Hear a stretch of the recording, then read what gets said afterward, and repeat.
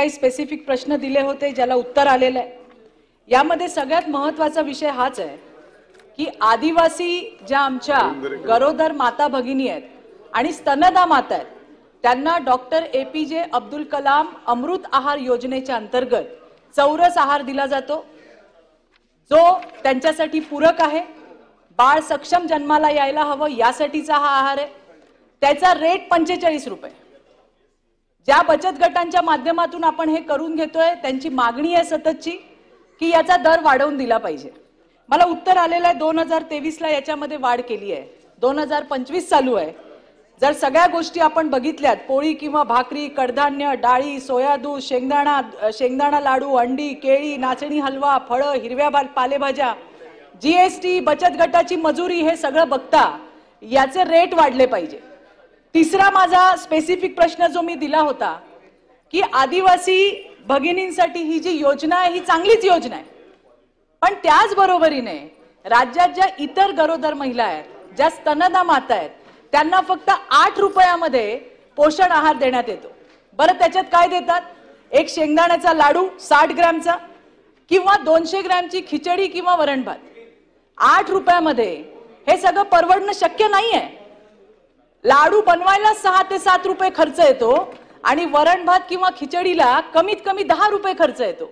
त्यामुळे माझी आग्रहाची मागणी आहे, त्याच्यामध्ये लिहून पाठवलंय, मला उत्तर आलंय की 2017 मध्ये निश्चित केलंय आणि वाढ करण्यासाठी केंद्र शासनाला आम्ही प्रस्ताव सादर केलाय। कधी सादर केलाय? त्याचं उत्तर काही आलं का? त्याच्यामध्ये काही वाढ होणार आहे का?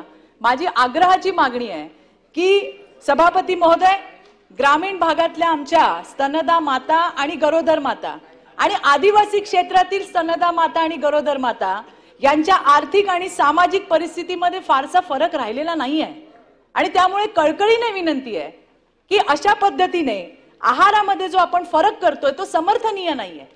जो पूरक आहार, जो चौरस आहार आपण आदिवासी माझ्या स्तनदा माता आणि गरोदर भगिनींना देतो तोच राज्यातल्या इतर सुद्धा स्तनदा माता आणि गरोदर भगिनींना दिलं पाहिजे। आताची परिस्थिती मी सांगते, प्रश्नच सांगतेय, 8 रुपयात परवडत नाहीये, तर त्याच्यामुळे एकच मिनिट सांगते तुम्हाला मी, 60 ग्रॅमचा लाडू 20 ग्रॅमवर आलाय आणि 200 ग्रॅमची खिचडी ही आता त्या ठिकाणी 50 ग्रॅमवर आली आहे।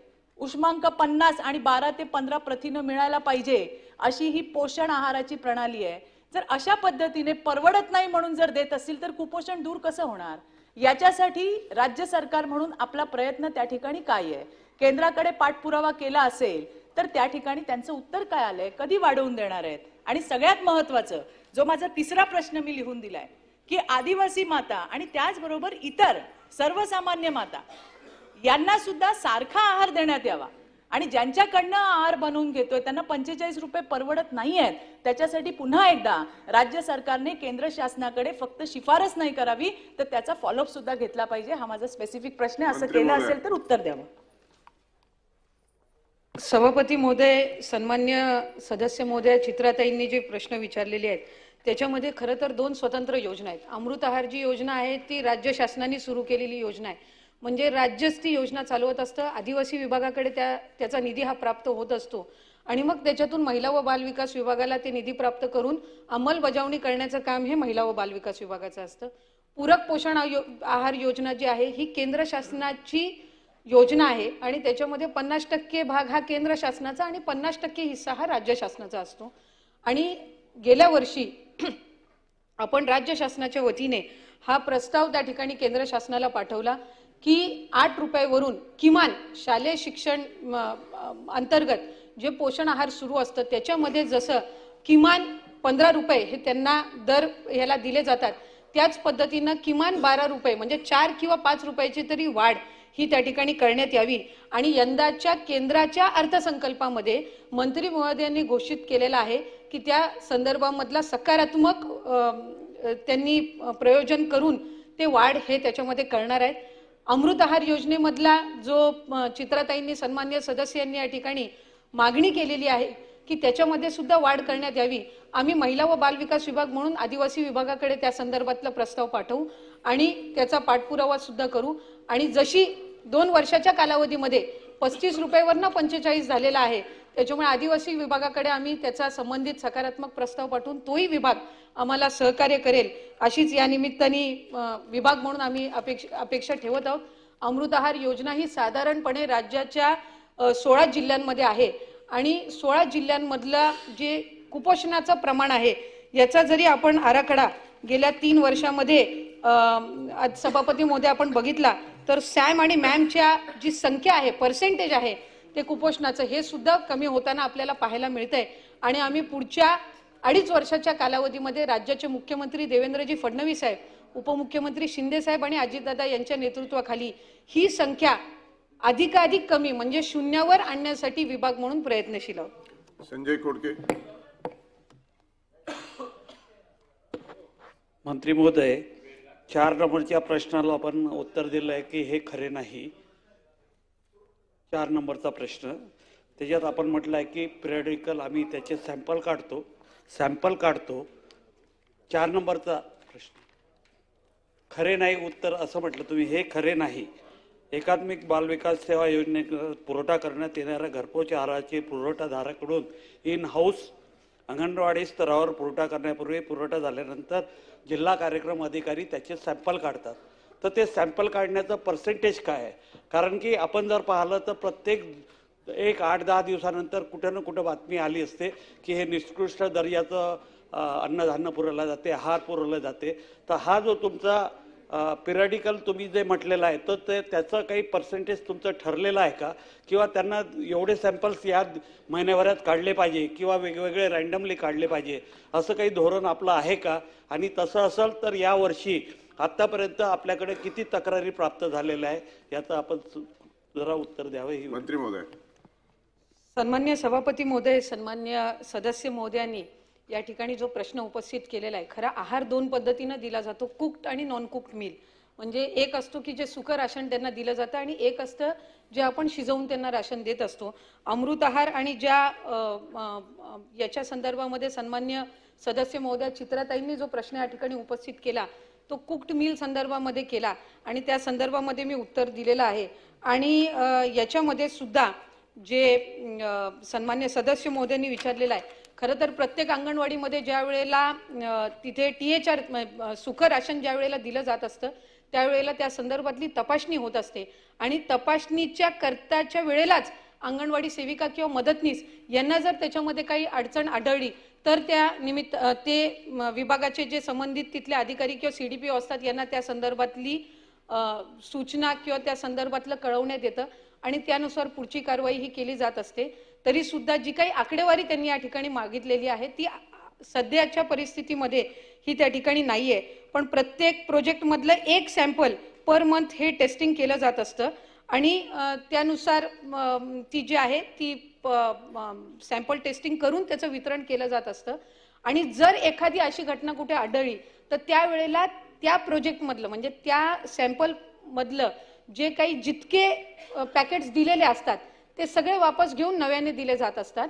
आणि आकडेवारी जी काही त्यांनी मागितलेली आहे ती आम्ही पटलावर किंवा सदस्य महोदयांपर्यंत ती आम्ही विभागाच्या वतीने पोहोचवण्यात येईल. लास्ट चित्रा वाघ. सभापती महोदय, आताच सन्माननीय महिला बाल विकास मंत्र्यांनी जे सांगितलं की सॅम आणि मॅमची संख्या कमी होते ही आनंदाची गोष्ट आहे, त्याबद्दल मी त्यांचं अभिनंदनच करीन. पण पुन्हा एकदा हा प्रश्न या ठिकाणी उपस्थित राहतो की कुपोषण फक्त आदिवासी समाजामध्ये नाही आहे, इतर समाजामध्ये सुद्धा आहे. तिथल्याही स्तनदा माता, तिथल्याही गरोदर माता यांना पूर्णपणे चौरस आहाराची त्या ठिकाणी गरज आहे. मी मगाशी जो माझा 3ऱ्या नंबरचा जो प्रश्न केला, केंद्राची ही योजना, ही राज्याची योजना, तर अशा ज्या पद्धतीने आदिवासी विभागाची ही योजना आहे, डॉक्टर APJ अब्दुल कलाम अमृत आहार योजना, ज्यामध्ये पूर्ण चौरस आहार दिला जातो, तसाच आहार राज्य सरकारकडनं किंवा तुम्ही केंद्र सरकारकडनं तशा पद्धतीने सगळ्यांनाच कुठलीही त्यामध्ये प्रश्न विचार हो कुठल्याही बाबतीत फरक न करता सारखाच आहार देण्याची काही तजवीज करणार आहात का? हा पुन्हा एकदा माझा प्रश्न आहे. सन्मान्य सदस्य महोदय, ज्या वेळेला अमृत आहार ही योजना राज्य शासनाने सुरू केली त्यावेळेला कुपोषणाचं प्रमाण कमी करण्याच्या दृष्टिकोनातून ती सुरू करण्यात आलेली होती आणि म्हणून सुरुवातीला 16 जिल्ह्यांपर्यंत ती योजना मर्यादित होती आणि ती यशस्वीरित्या त्या ठिकाणी आजही त्याची अंमलबजावणी होत आहे. जी पूरक पोषण आहारची योजना आहे याच्यामध्ये 6 महिने ते 6 वर्ष वयोगटातील बालके, गरोदर महिला व स्तनदान माता, किशोरवयीन मुली, 6 महिने ते 6 वर्ष वयोगटातील अतितीव्र कमी वजनाची असणारी बालके ही पूरक आहार योजनेमध्ये समाविष्ट आहेत, जी केंद्र शासनाची आणि राज्य शासनाची मिळून योजना आहे. आणि याच्यामध्येच आता दरवाढीची जी प्रस्ताव आहे तो आपण त्या ठिकाणी केंद्र शासनाकडे पाठवलेला आहे आणि त्यानुसार त्याच्यामध्ये वाढ होईलच. या व्यतिरिक्त मला सन्मान्य सभापती महोदय आपल्या माध्यमातून या ठिकाणी सन्मान्य सदस्यांना सुद्धा या संदर्भामध्ये अवगत करायचंय की आत्ता जसा फक्त VCDC प्रोग्राम होता, म्हणजे ग्रामीण भागातील कुपोषित बालकांना आपण हा आहार देत होतो, आपण त्याचा विस्तार हा UCDC मध्ये म्हणजे अर्बन भागामधले सुद्धा जी कुपोषित बालकं आहेत याच्यामध्ये सुद्धा केलेला आहे. माननीय उपमुख्यमंत्री शिंदे साहेबांकडे सुद्धा ते मुख्यमंत्री असताना या संदर्भातली बैठक झालेली होती आणि महानगरपालिकेच्या क्षेत्रामध्ये वाढतं कुपोषण या संदर्भामधलं आम्ही आता जे आपले मुख्यमंत्री देवेंद्र फडणवीस साहेबांकडे ज्या वेळेला 100 दिवसाचा अहवाल किंवा आमचा प्रोग्राम ज्या वेळेला सादर केला त्याच्यामध्ये हा प्रस्ताव ठेवण्यात आलेला आहे आणि जी त्यांनी सूचना केलेली आहे की जसा 16 जिल्ह्यांमधील गरोदर मातांना हा आहार दिला जातो तो प्रस्ताव सकारात्मकरित्या आम्ही शासनापर्यंत त्या ठिकाणी प्रस्तावित करू आणि माझी खात्री आहे की राज्याचे मुख्यमंत्री आणि दोन्ही उपमुख्यमंत्री त्याला मान्यता देतील. धन्यवाद. अनुक्रमांक 4 प्रश्न 367 अभिजित वंजारी. आसगावकर बोला. धन्यवाद सभापती महोदय. प्रश्न क्रमांक 300